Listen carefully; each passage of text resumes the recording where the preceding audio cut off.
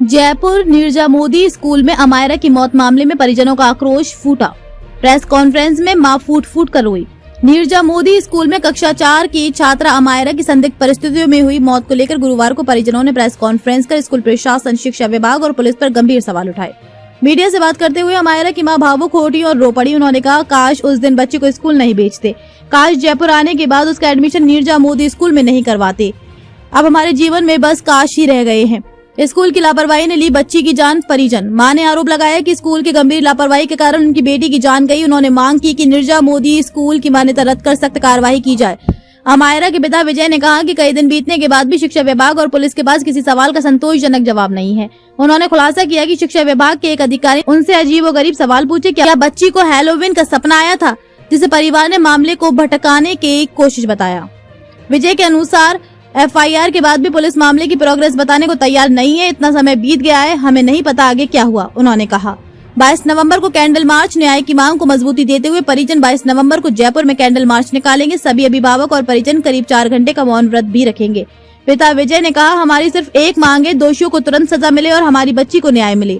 अभिभावक संघ की मांगे। अभिभावक संघ के अभिषेक जैन बिट्टू ने कहा कि स्कूल की मान्यता रद्द की जाए, प्रबंधन और जिम्मेदार कर्मचारियों पर कानूनी कार्रवाई हो, पुलिस जांच तेज की जाए, परिवार को पारदर्शी जानकारी दी जाए, घटना की स्वतंत्र जांच कराई जाए ताकि तथ्यों से छेड़छाड़ ना हो। सीसीटीवी फुटेज में सामने आया दर्दनाक सच। पिछले दिनों अमायरा के माता पिता को क्लास का पूरा सीसीटीवी फुटेज दिखाया गया। फुटेज देखकर मां शिवानी रो पड़ी। उन्होंने बताया कि 35 मिनट तक क्लास के बच्चे अमायरा का मजाक उड़ाते रहे। 5 बार उसने टीचर से मदद मांगी लेकिन किसी ने नहीं सुना। ये दृश्य देखकर परिवार ने कहा कि उनकी बच्ची मानसिक रूप से टूट चुकी थी। मौत से पहले का ऑडियो भी आया सामने। अमायरा का एक ऑडियो भी सामने आया है जिसमें वह रोते हुए अपनी मां से कह रही है, मुझे स्कूल नहीं जाना, मत भेजो। परिवार ने इस मामले में सीबीआई जांच की मांग की है ताकि सच सामने आ सके। आके चले गए। इन्होंने भी रिपोर्ट भी जो कमेटी बनाई उसमें भी किसी अभिभावक संघ या किसी ऐसे आदमी को नहीं लिया। इन्होंने अपने ही जो लोग हैं उनको लिए। उनकी जो रिपोर्ट भी सामने आ रही है उसमें वो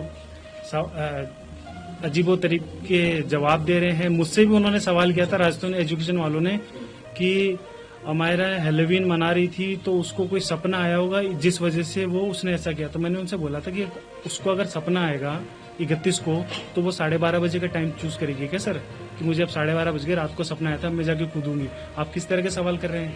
ये तो बिल्कुल ही वाहियात सवाल करा जा रहा था। एजुकेशन डिपार्टमेंट की जो कमेटी थी, कोर कमेटी, जिसमें राम निवास जी थे उनके अध्यक्ष, क्या करके ऐसा ना पेश करे कि बच्चे का मानसिक संतुलन सही नहीं था। अगर बच्चे का मानसिक संतुलन नहीं सही होता तो वो हर साल की टॉपर नहीं होती। वो बहुत खुश रहने वाली जिंदा दिल लड़की थी, सबकी मदद करती थी और हेलोइन और कहीं से भी लेकर कहीं से भी वो किसी भी डिप्रेशन का कोई शिकार नहीं थी। बहुत खुश थी वो अपनी लाइफ में और बहुत सारे एम थे उसके, आईपीएस ऑफिसर से लेके क्या दीपिका पादुकोण बनना चाहती थी। और ये जो स्कूल की जिम्मेवारी स्कूल ने नहीं उठाई उसके खिलाफ एक्शन होना चाहिए। प्लीज आप कहीं पर भी ये कोट मत करिएगा। रिक्वेस्ट कर रही हूँ as a mother, as a parent, she has not committed suicide. वो उसको तो हाइट से प्रॉब्लम थी, वो तो डरती थी, तो उसको सिचुएशन में पहुंचाया गया जहां वो जाकर बैठी, वो गिर गई। और सेकेंडली वो कोई मानसिक, कोई उसको किसी तरह का कोई प्रॉब्लम नहीं था।